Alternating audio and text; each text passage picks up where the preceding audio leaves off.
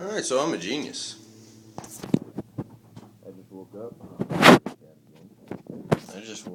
did this whole video, and didn't record it, so here I am again. So this is mead, I'm sorry. So this is some Nectarine wine, or cider. It's been in there for a little while, it bubbled a lot, I was shaking it up, everything here would fall. You see some of it down here. It would all fall, and then all the CO2 from the yeast that we put in there, champagne yeast, bring it all back up. Well, a couple of days ago, this happened, which is kind of hard to see.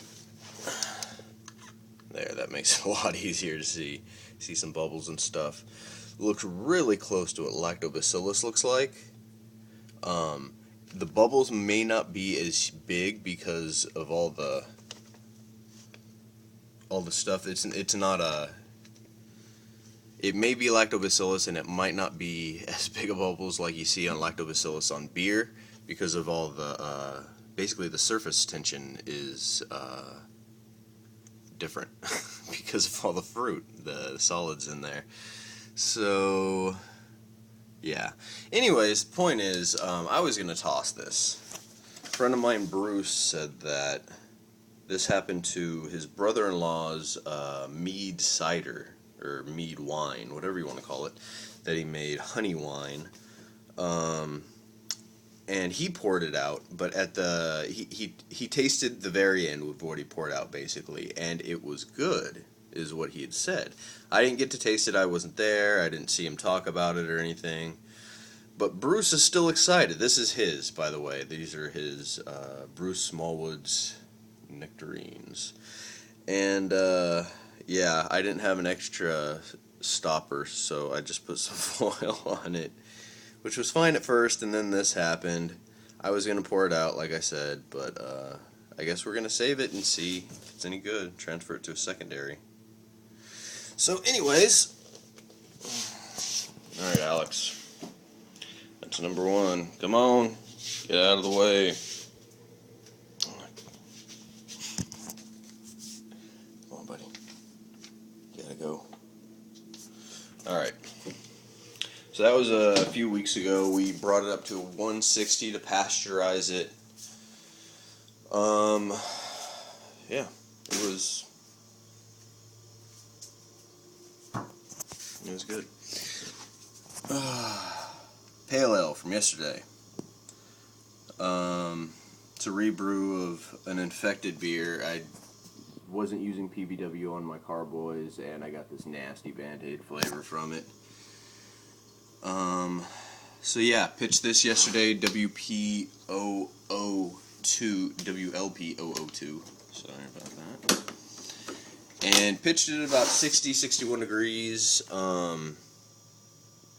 set at 63 degrees, brought it up to 63, so now,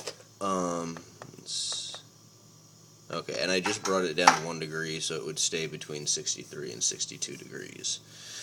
I read on the interwebs, Alex, I read on the interwebs that, yeah, WLP002, which is an English strain, which I really like with my browns, I made like a really light porter kind of brown crossover thing.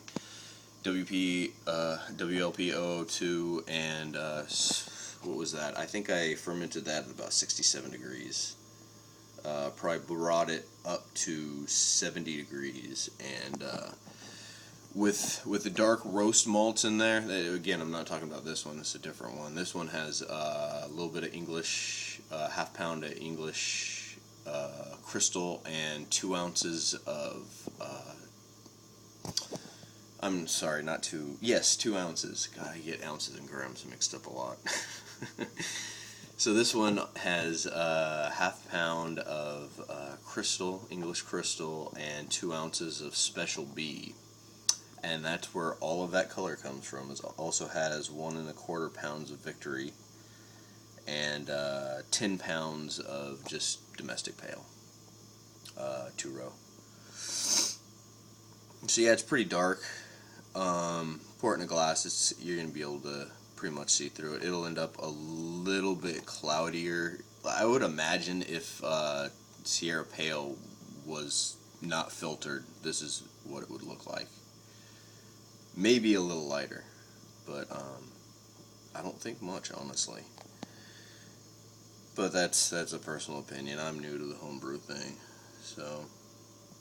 Anyways, starting gravity, fucking broke my hydrometer.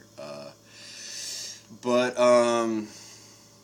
at the beginning of the boil, it was what was it? 4.9. So 1.049, because I was shooting for a final gravity of 55, 10.055, or 10.55, not 10.055. That'd be nothing.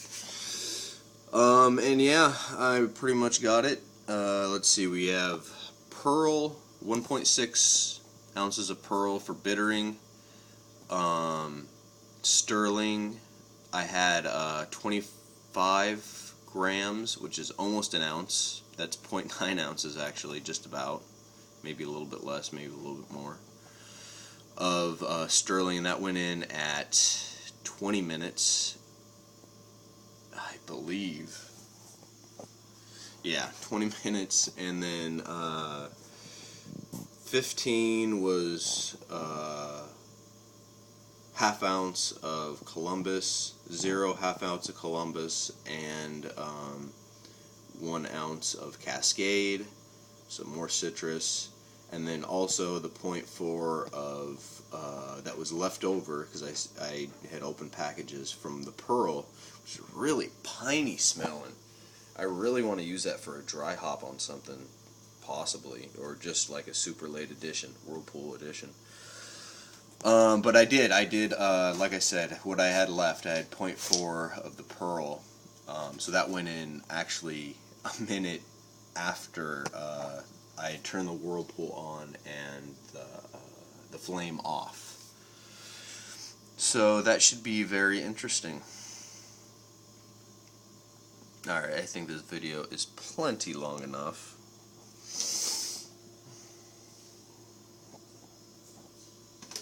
Beer.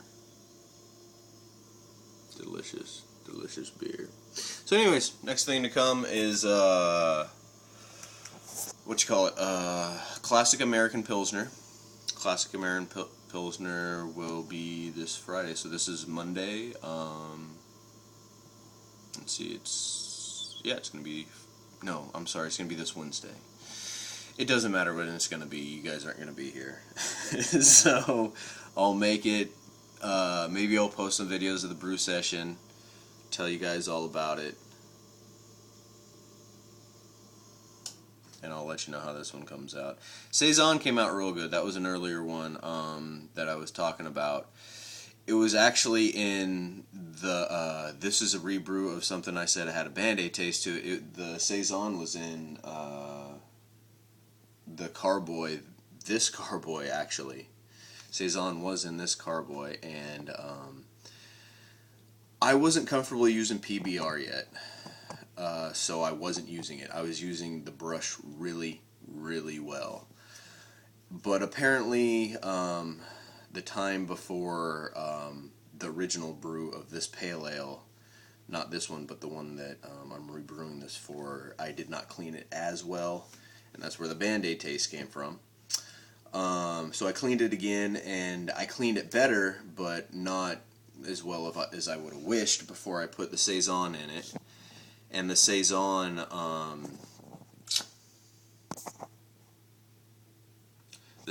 ended up slightly infected. Honestly, I can barely tell. I can really barely tell. I only know because I know. Like, other people were drinking the beer with me and they thought it was really good, but there's a flaw, so beer to be given away. Hooray. Yeah, so that is that. Oh, and let's see, what else? I just bottled, let's see, where's the, let me turn Alright, so I also just bottled my brown, which had no, literally no head on it like this, as it was fermenting. The bubbles were coming out of suspension. It was also WLPOOL2, same as this one. And the bubbles were coming out of suspension so fast. That's actually a video that I have on here. It was in the refrigerator and it looked like it was boiling. So it had a lot of bubbles on it, but just on the surface, and they were going away just as quick as they were getting there. And I thought that had something to do with the fact that I had run some butter that I had made, some rosemary butter, through a strainer, and then paint strainer, the same thing that I use for brewing a bag, and I used it again, and I washed it like crazy with soap, and it didn't smell like soap, it didn't smell like butter, but apparently it had some lipids, or possibly, no, I don't know what soap would do. But it didn't have any off flavors, I'm telling you right now. It fermented out, and there was no foam, yeast, proteins, and foam, and everything on the fermenting beer. But there was okay, so I didn't even put it in a secondary. I went straight from I don't use secondaries unless I'm either dry hopping. Actually, so far, if I'm dry hopping and I want to keep it in as a full volume for longer than I want the dry hop to be in contact with the beer. So, didn't put it in a secondary. Went straight from this carboy, or actually another carboy. It doesn't matter though. That had no head on it. The entire time of fermentation into a bottling bucket, a little bit of sugar, and I took a sample, in a hydrometer sample. I wish I would have had video of this, and it kept its head for like easily 40 minutes. Now I didn't touch it, I didn't taste it for that whole time. I wanted to let the CO2 strip itself out so I could take the reading. That was before I broke my hydrometer. I hate freaking hydrometers.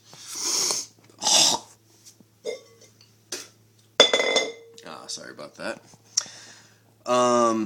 So yeah, but it had so it was a strange ferment.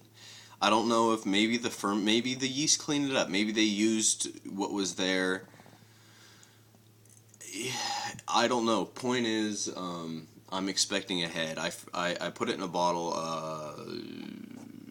What day did I put that in a bottle? Not yesterday, but the day before. That was Saturday. I believe it was Saturday, so it's been a couple. Any point is, I'm gonna try it soon. Put it in a bottle. I want to see how long the head lasts. I tasted it out of the hydrometer jar though, and it was mighty tasty. This has got to be the most boringest video. I'm just showing you guys a thing.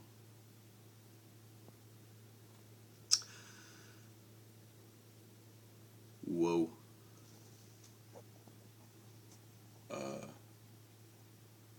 Somebody getting electrocuted? Alright, that's all that's going on for now. Update soon!